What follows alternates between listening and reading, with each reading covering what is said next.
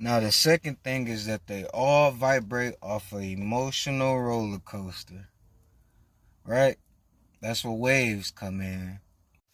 Fun thought. What if the time in our dreams moved too fast for our physical body? This is why when you daydreaming, it feel like an hour, but when you look at the clock, it's only been 12 minutes.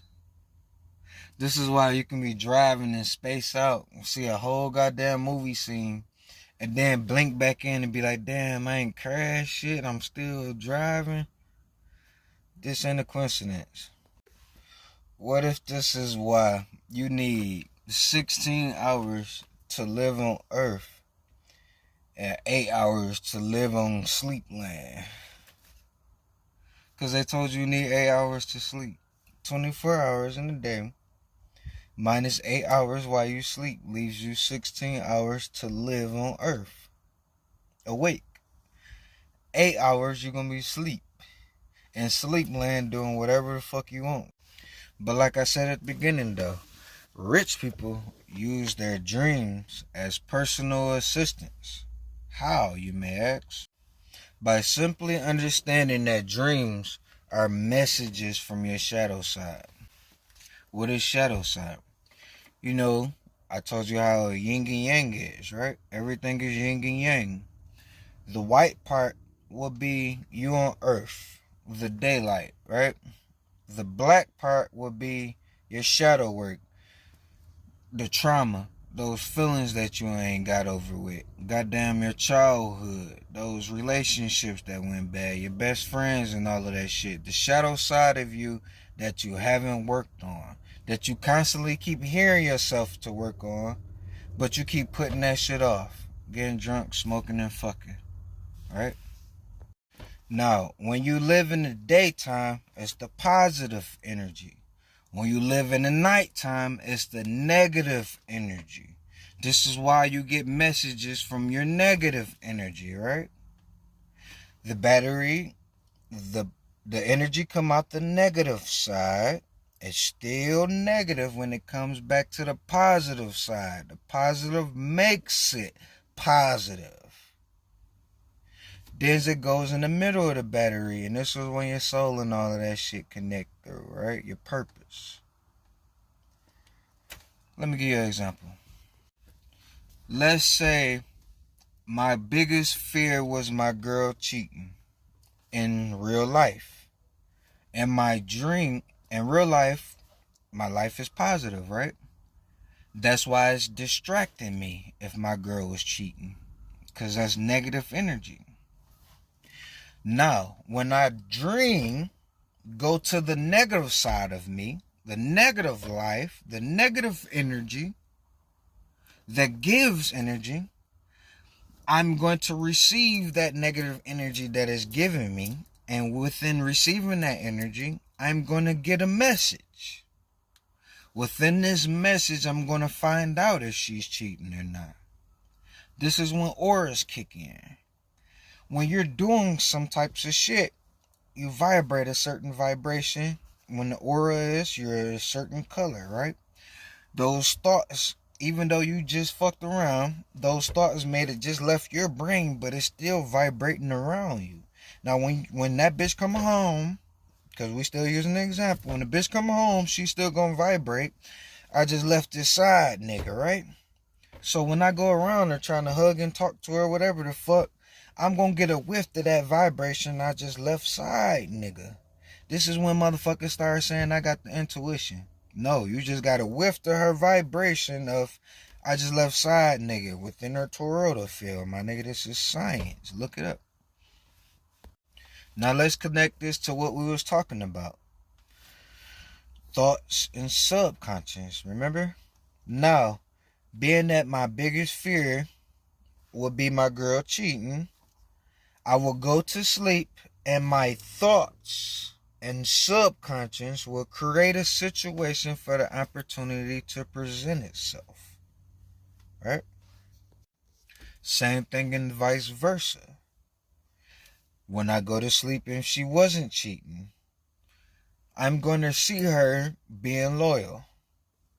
When I wake up in real life I'm going to see her being loyal so many times that it comes to my thought that, hey, maybe she ain't bad. I'm going to think that so many times that it's going to program into my subconscious that, nigga, you don't have to worry about this shit. Just move accordingly. Autopilot. So like I said, with rich niggas, let's say I was selling a mop, but it wasn't selling. I would go to bed dwelling on how the fuck to sell this mop. When I go to bed, my energy was the negative energy was send messages. Hey nigga, yo ass be sleeping. Yo ass don't motherfucking add colors. Yo ass don't motherfucking open your mind and open your mind and want to use different types of material. Use a different handle. Motherfuckers been telling you, but you stuck on your ways thinking you know it all. So now you about to have a nightmare, motherfucking monster in your goddamn dream that's showing your ass, bitch, hey, nigga, since you think you the shit, fuck you and your mops and brooms, nigga, fuck your whole house, bitch. And if you try to get a new one, I'm next door. Now let's kick it back to the whole goddamn subject of dreams. Dreams are 10% thought, right? Life is 90% subconscious. Dreams have monsters because it's negative. Life have lovers because it's positive energy. Batteries give you energy through negative, through dreams, through monsters. Life creates imagination, creates love through your subconscious, positive energy. And when it meet in the middle, that's you, my nigga. We're all different batteries, right? Looking at life through a different angle. Powering up shit, being a spark, a star, right?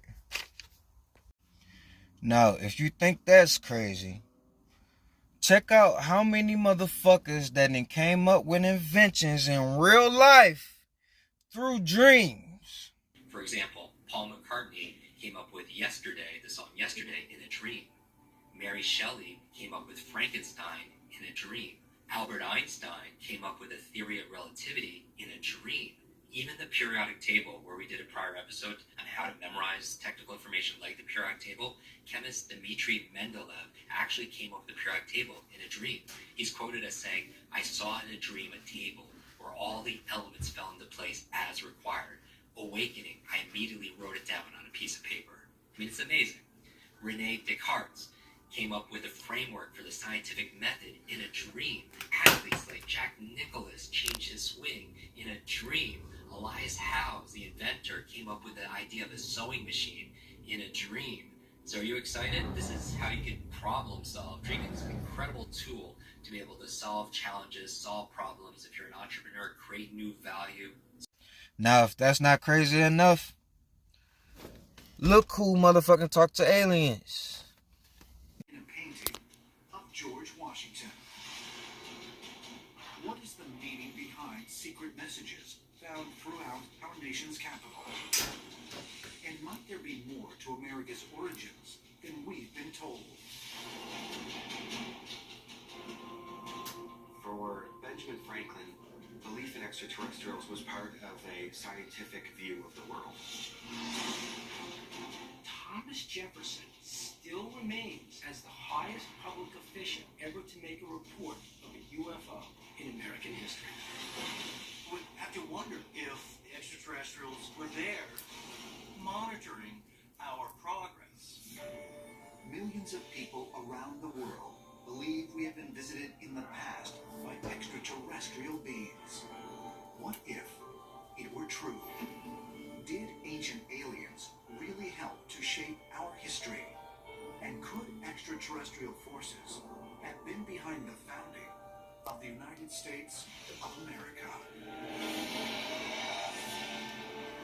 But perhaps most influential of all was Benjamin Franklin. Ben Franklin has been called the first American. He was an author and a printer. He was a scientist and an inventor, and also a politician and a statesman. He was a profound thinker and an intellectual. For Benjamin Franklin, belief in extraterrestrials was part of a scientific view of the world. One way Franklin used to disseminate his thoughts on extraterrestrial life was in his own publication, immensely popular, Poor Richard's Almanac. Nigga wrote papers about Poor Richard's aliens. Almanac, where he suggests that it's the opinion of scientists that other planets are habitable if there are beings on there. Yep. A nigga on $100 bill. In a sort of matter of fact, Talk about aliens. Surprising, I think, probably even to most historians, the way in which this seems to be something which she takes for granted. It's just assumed that way. In 1728, Benjamin Franklin wrote, "I believe that man is not the most perfect being but one, so there are many degrees of being superior to him."